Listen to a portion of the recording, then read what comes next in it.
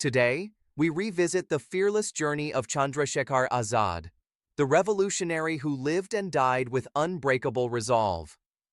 Born to fight for freedom, Azad became a symbol of defiance, always vowing to remain Azad, free, till his last breath.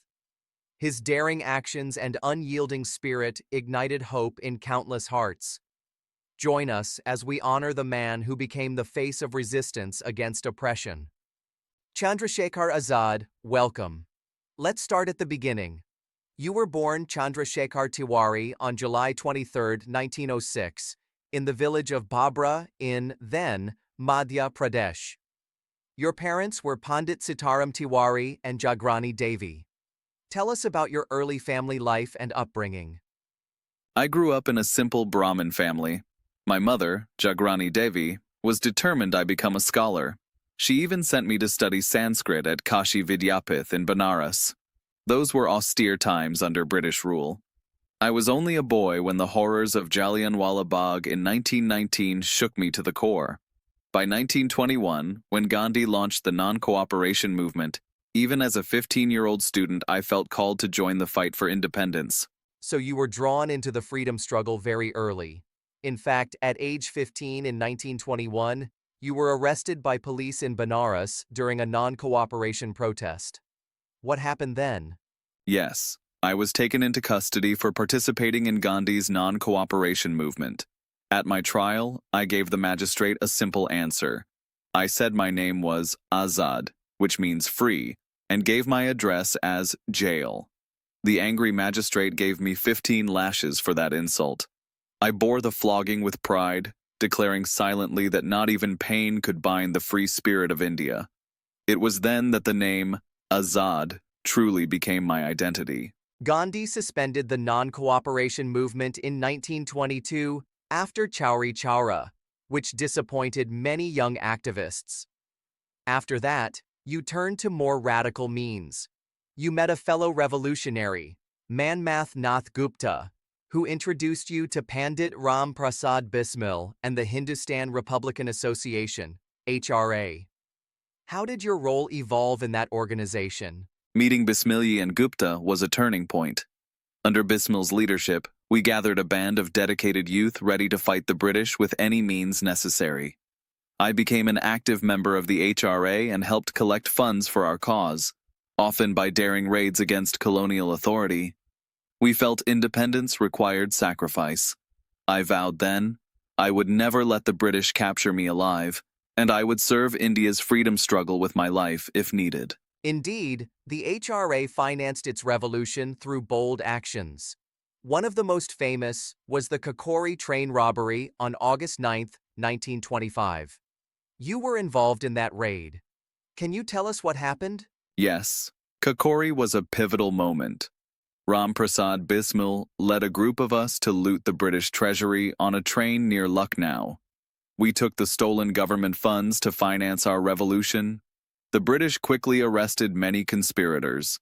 29 men were put on trial after Kakori.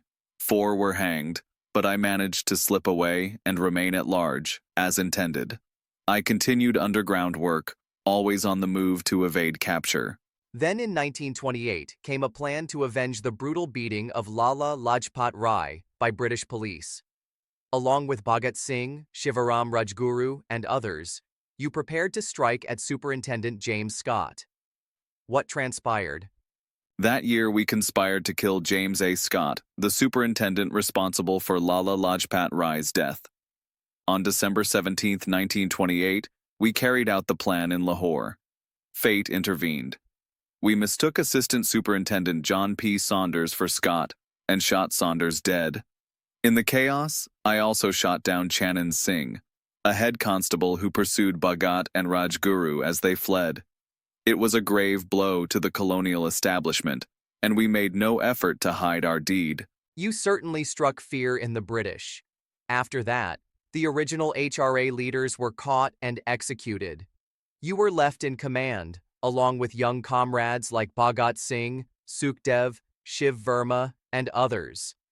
In 1928, you secretly renamed the organization the Hindustan Socialist Republican Association, HSRA, to underscore your ideals. Can you speak about your ideological beliefs? We were not mere adventurers. We believed in a vision for India.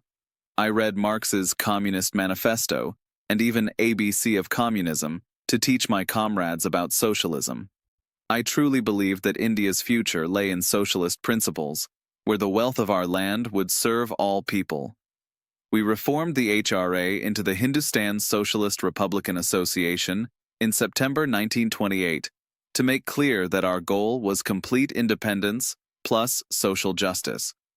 We told ourselves, we fight not only to throw off the British, but to build an India that is free and fair for everyone. After years on the run, your final encounter came at Alfred Park in Allahabad. On February 27, 1931, you arranged to meet a fellow revolutionary there, unaware that the police had been tipped off.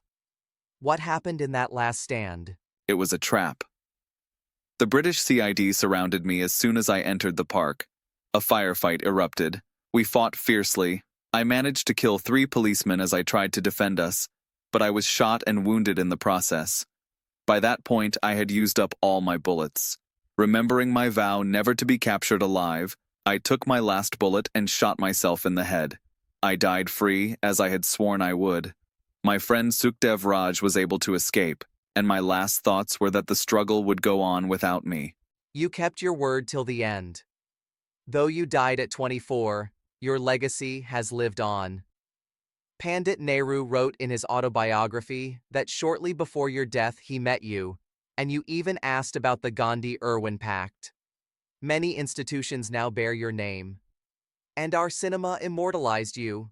For example, Rang de Basanti deliberately drew parallels between young revolutionaries like you and today's youth, reminding us of sacrifices made so that India could be free. Truly, your life inspires us still. Before we end, what message would you like to give to today's generation of young Indians? Remember what I stood for.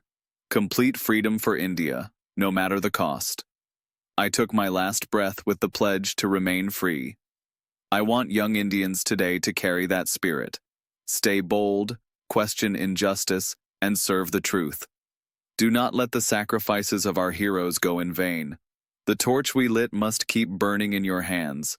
That is my message to you. Be as fearless as you can be, so that our land remains truly Azad. Thank you, Chandra Shekhar Azad, for sharing your remarkable story and wisdom. And to our listeners, remember, the freedom we cherish was built by courageous people like Azad.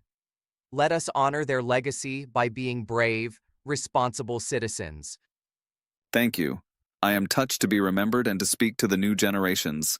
Jai Hind. Chandra Shekhar Azad's story reminds us that true freedom is won by those who never bow to tyranny. If his courage stirs your soul, share this episode with friends and family. Let us keep his indomitable spirit alive, passing his legacy on to future generations. Jai Hind. Bharat Mata Ki Jai.